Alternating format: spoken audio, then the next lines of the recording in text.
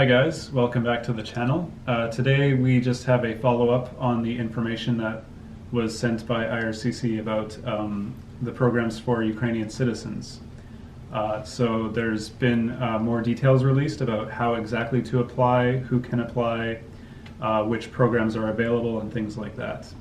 So I'll pass it to Tom to discuss about these different programs. So we are happy to announce that after 2 weeks of waiting, IRCC opened the portal exclusively for Ukrainians and give us insight to what to expect from those applications.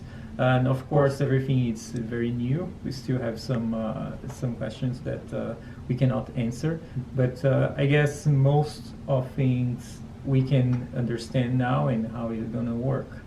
So I would say the first one, it's more not the most important one, but one that was kind of gray area before.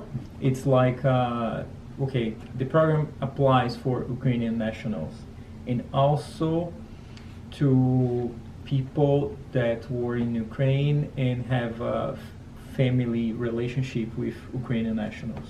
So we are talking about spouse and children.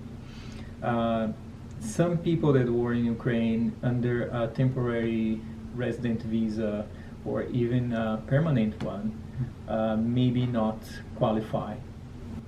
Okay, so if, for example, there's students in Ukraine on temporary status, they are not eligible then? Definitely not. So they have to go back to their original country, probably if they cannot stay in Ukraine anymore. Yeah, I see. Mm-hmm. So in terms of who can apply, that's been established. Yeah. How about the different types of programs? For example, what types of programs are available? How long could they stay in Canada? Things like that. What happened is no permanent program was open under this category.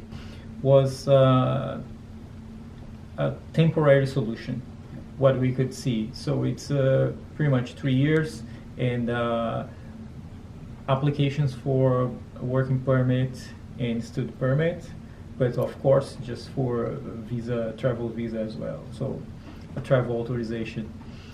What we understand is after 3 years, probably the situation is going to be resolved. We hope that could be resolved even earlier than that. But give those applicants the same opportunity that the other immigrants have here in Canada. So after 3 years with some work experience, maybe with some schools completed, some degree, they can apply for express entry, and if they are happy here and they want to live here, they're going to have those options to live here permanently. Right, and that makes sense. So it gives them the benefit of being able to arrive, not only arrive quickly, but also stay and use valuable Canadian work experience to eventually apply for permanent residency, even through a normal PR program. And this also applies to, I believe, to Ukrainians already in Canada. They can extend study permits, extend work permits to stay longer. How about the initial visa that is required to enter Canada? What's the processing time for that? What can they expect when they apply? So all visas related to this program should have priority. They are promising 14 days complete application for travel authorization. We know that vaccination requirements were waived and medical examination were waived, but if they need biometrics, they have to take before landing Canada. So, and that could take a while. Depends where they're gonna take these biometrics. So it's one Canadian consulate abroad.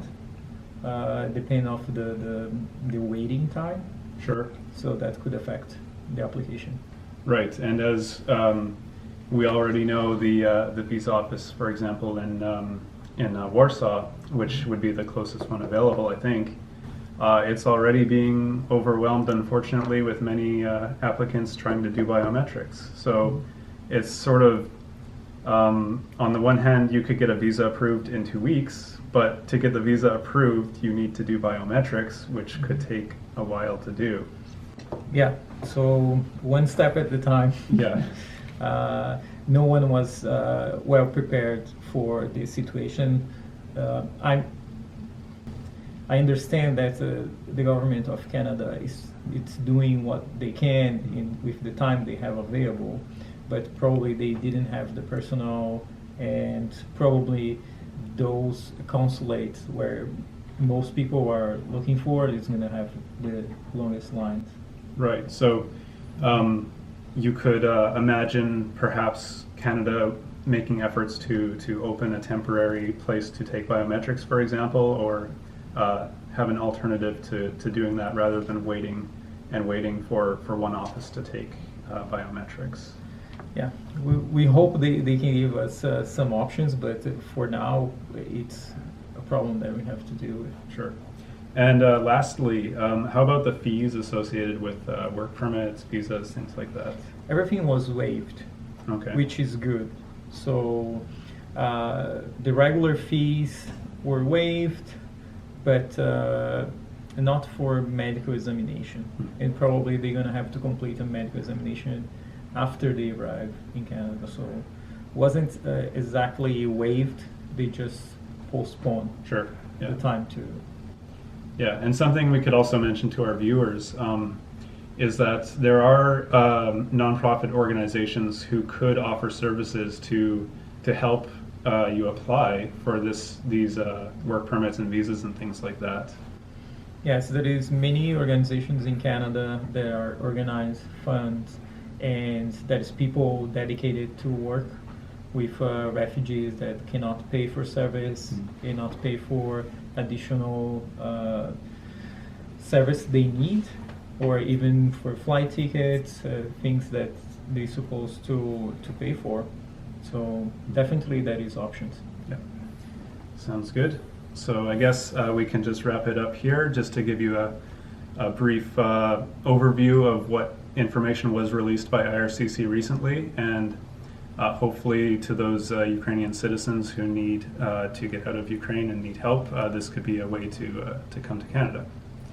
So thank you for watching, and I guess we'll see you again next time. Thank you.